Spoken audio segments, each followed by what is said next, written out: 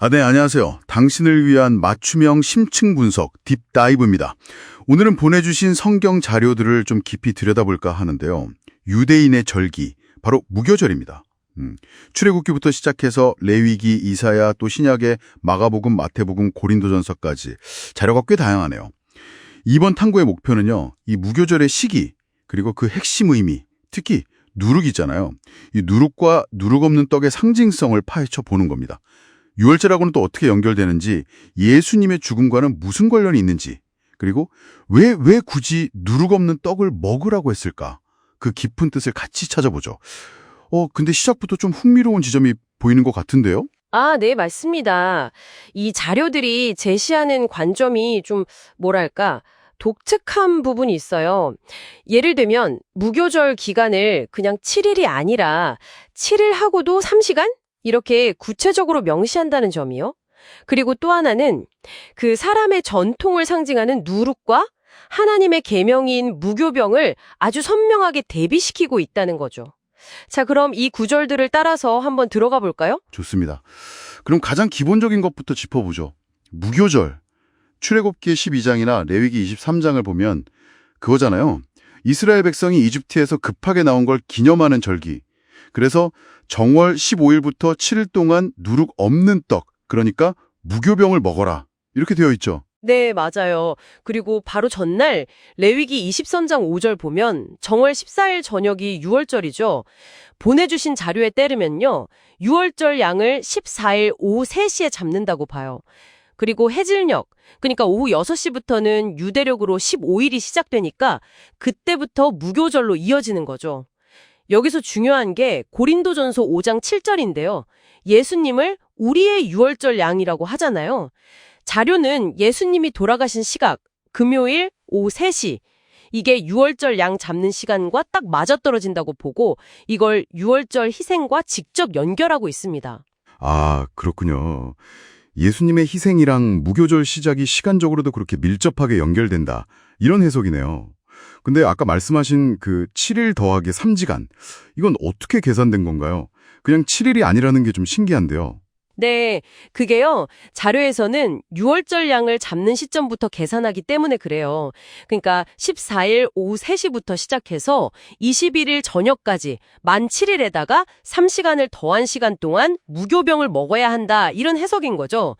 이 3시간은 뭐랄까 유월절 양의 희생이 끝난 시점부터 바로 무교병을 먹어야 한다는 걸 강조하면서 누룩을 정말 철저하게 제거해야 한다는 중요성을 상징적으로 보여준다고 자료는 설명하고 있어요. 그렇군요. 그만큼 누룩 없는 상태를 철저히 지켜라. 뭐 이런 의미로 연결하는 거네요. 알겠습니다. 자, 그럼 이 누룩이 도대체 뭘 상징하길래 이렇게 중요하게 다루는 걸까요? 마태복음 16장에 보면 예수님이 바리새인과 사두개인들의 누룩을 주의하라고 하시잖아요. 제자들이 처음엔 떡 얘기인 줄 알았다가 나중에 이게 그들의 교훈이구나 깨닫죠. 정확합니다. 자료들은 누룩을 여러 가지 좀 부정적인 개념들과 연결시키는데요. 방금 말씀하신 그 잘못된 가르침, 그거 말고요. 이사야 29장이나 마가복음 7장에서는 외식을 누룩에 비유해요. 입술로는 하나님을 공경하는 척하는데 마음은 멀리 떠나 있는 상태. 그러니까 사람의 계명이나 전통 이런 걸 하나님의 가르침보다 더 중요하게 여기는 태도, 그걸 누룩이라고 보는 거죠. 마가복음 7장의 고르반 이야기. 그거 정말 딱 맞는 예시겠네요. 하나님께 드린다는 핑계로 실제로는 부모님 봉양할 책임을 피해가는 거잖아요. 사람의 전통, 그게 바로 누룩이죠. 이게 하나님의 계명, 즉 무교병을 어떻게 무력화시키는지 보여주는 아주 생생한 사례군요. 네, 맞아요. 그게 바로 누룩이 작용하는 방식이라고 자료는 지적하고 있어요. 또 고린도전서 5장에서는 누룩을 아예 묵은 누룩, 악하고 악독한 것, 즉 죄악 자체와 연결시켜요. 그러면서 적은 누룩이 온 덩어리에 퍼진다고 경고하죠. 아주 작은 죄나 잘못된 가르침이라도 전체를 다 변질시킬 수 있다는 거예요. 굉장히 강력한 메시지죠.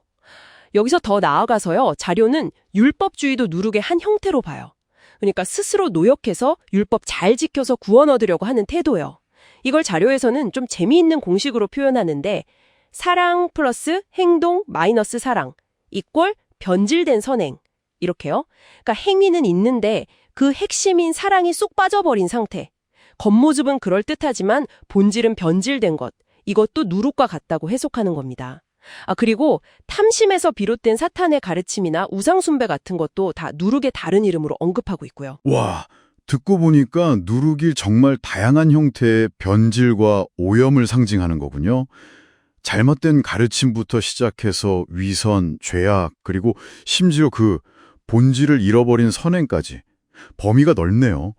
그럼 반대로요, 이 모든 누룩을 다 제거한 상태, 무교병은 그럼 뭘 나타내는 걸까요? 그 답은 고린도전서 5장 8절에 나와요. 바로 순전함과 진실함입니다.